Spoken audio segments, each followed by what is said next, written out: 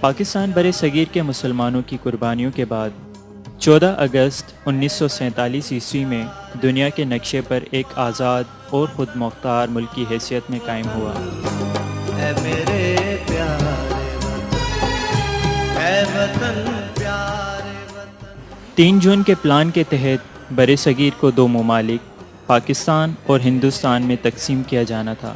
14 اور 15 اگست 1947 کی درمیانی شب برطانیہ نے بر صغیر کی آزادی اور تقسیم کا اعلان کیا۔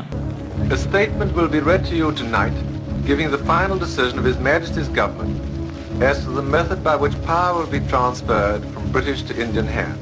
I must honestly appeal to every community, and particularly to Muslim India.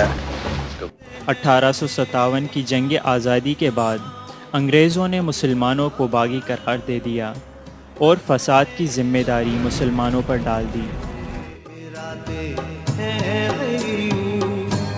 میری ہستی میں انا ہے، میری مستی میں شعور،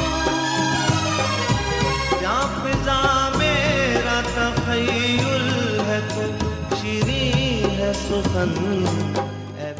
جس کے بعد مسلمانوں کے خلاف انتقامی کارروائیاں شروع کر دی گئیں، ان کی املاک اور جائیدادیں ضبط کی گئیں، انہیں ملازمتوں سے نکالا گیا، سرکاری اداروں میں مسلمانوں پر پابندی عائد کی گئی، سیاسی محرومیوں کا شکار بنایا گیا، اور انگریزوں کی ان سازشی کارروائیوں نے مسلم سماج کو تباہ کر دیا۔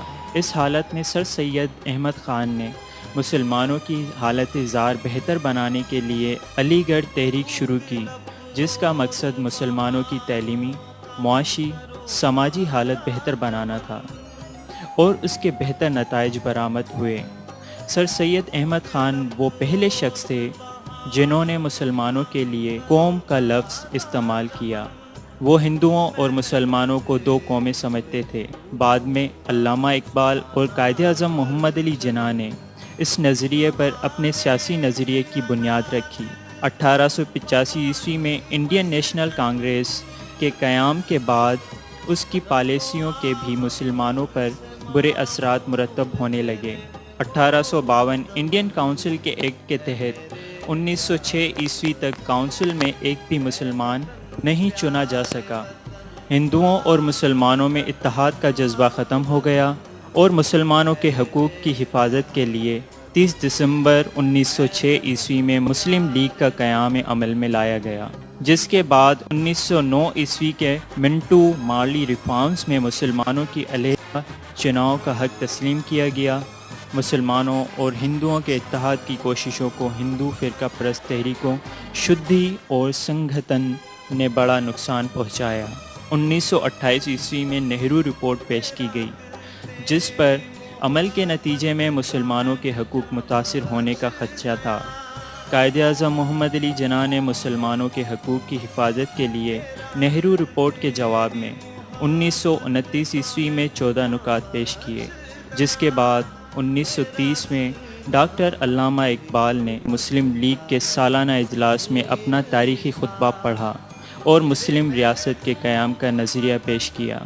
1939 عیسوی میں مسلم لیگ کے مجلس عاملہ میں پہلی مرتبہ واضح الفاظ میں 2 قومی نظریہ پیش کیا۔ 23 مارچ 1940 عیسوی میں آل انڈیا مسلم لیگ کے اجلاس لاہور میں قرارداد پاکستان منظور کی گئی، جو پاکستان کے قیام میں اہم قدم ثابت ہوئی اور جدوجہد کے تسلسل سے 14 اگست 1947 عیسوی میں پاکستان وجود میں آیا۔ پاکستان